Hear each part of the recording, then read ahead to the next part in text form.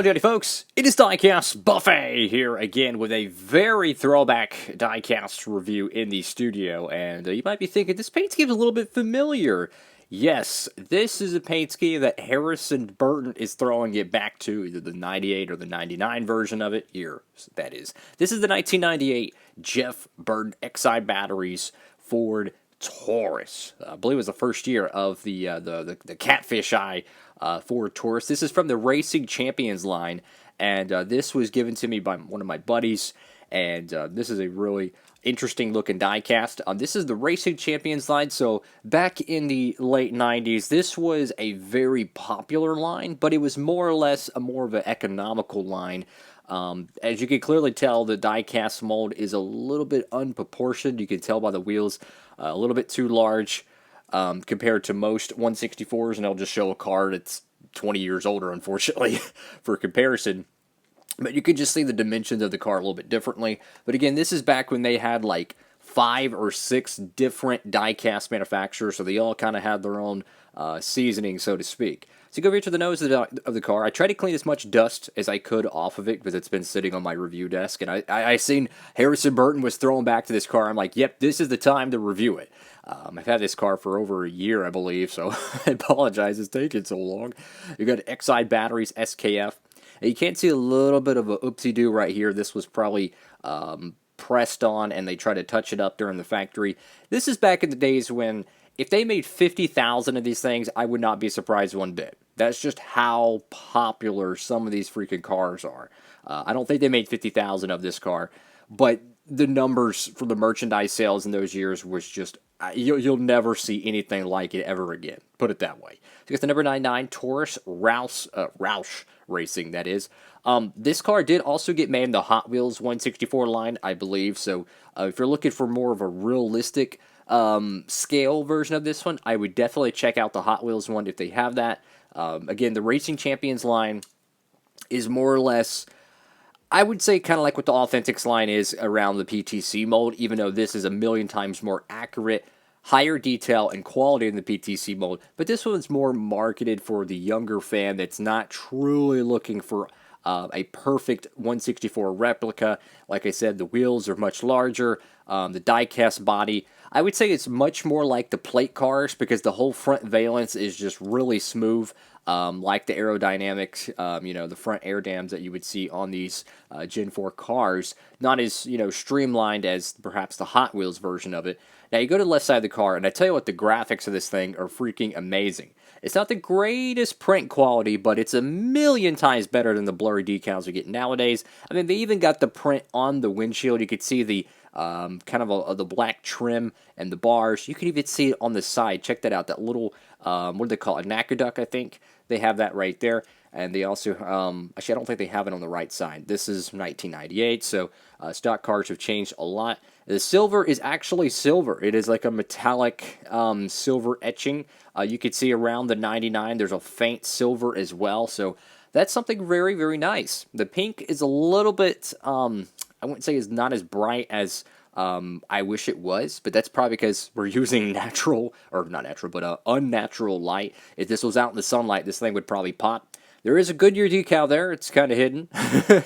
I got the number 99. Got the 50th anniversary NASCAR logo, which it's the 75th anniversary this year. When this car came out, this was the 50th anniversary. Got True Value, Western Auto, MCI, Autometer, Bowman, Alex Bowman, Moog, Mechanics Wear, I think that's Gatorade, and NASCAR Race Car. Get Mayflower Transit, Exide, Bosch CR.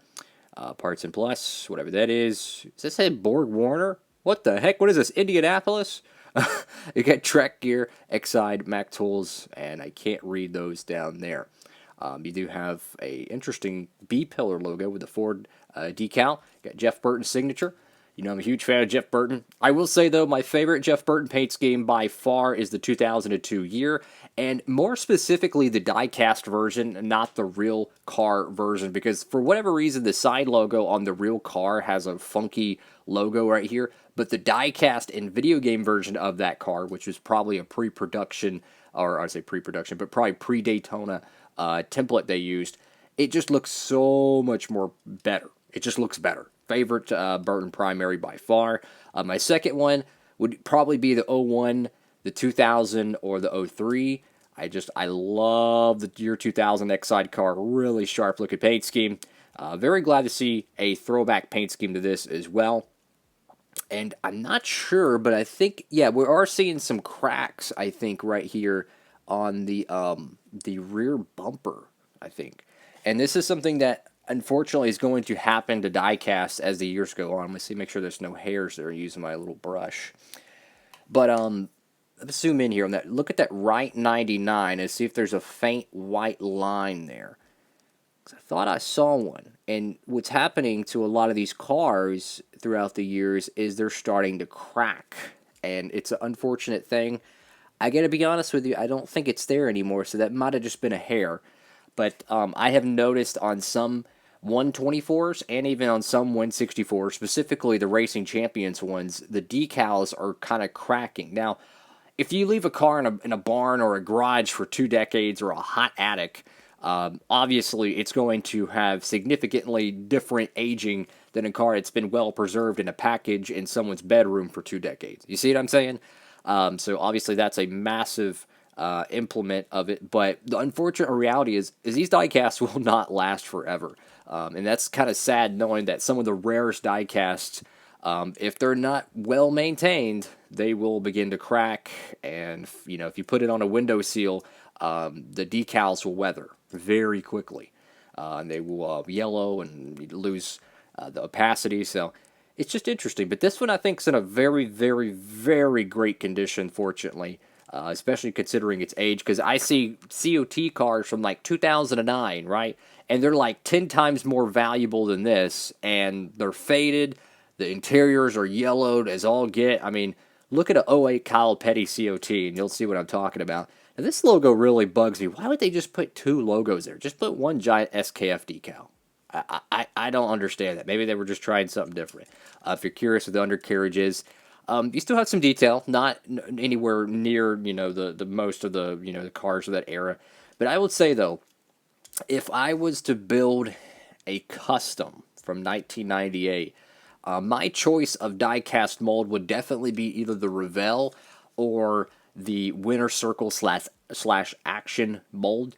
Now, the Ford for 1998 and the Action mold, I gotta be honest with you. I don't know if I really like it too much. I love the bullet nose Fords, the very smooth catfish eye ones. This one reminds me a lot more of a plate car, right? Because it's just got that tall front air dam, not really kind of sloped out like a Michigan car or something. But if I was to build one, I would probably choose the Hot Wheels mold, even though the chassis are really heavy most of the time because they were metal as well, so there's a lot of weight, plus the rubber tires. But, yeah, it's actually a really good-looking car. I just, if I was a collector then, I would have probably had a buttload of these because they had some really creative packaging. You could get like 5 packs. They had so many different paint schemes, Busch Series cars, and then the Cup Series paint schemes. But definitely in terms of accuracy, it is not the most accurate diecast mold because the wheels are much larger than the counterparts of those years. But I figured this would be the time to do this diecast review. So thank you again for the car. I know it's been a very long time since I've actually had it in my collection, and I needed to get this review out. So why not now? That's all for now, fellas. Make sure to like, comment, and subscribe, and if you'd like to help out the channel and pick up maybe some of the new merchandise, and hey, maybe pre-order some of them 2023 Darlington throwbacks, go over to the Circle B Diecast, use promo code Diecastbuffet, and you could save on shipping, fellas. That's a little bit of a blast from the past. What an awesome Exide batteries for Taurus. That's all for now, guys. Have a blessed day. Diecast Buffet. Signing off.